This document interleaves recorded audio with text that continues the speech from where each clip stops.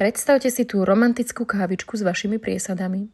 Tešíte sa z každého jedného nového listočka a potom to zbadáte.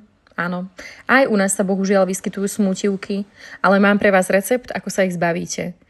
Účinnou ochranou v boji proti smútivkám je Ciara efekt, čiže zálievka takýmto esenciálnym olejom, kedy do 1 litra pridať 10 ml prípravku.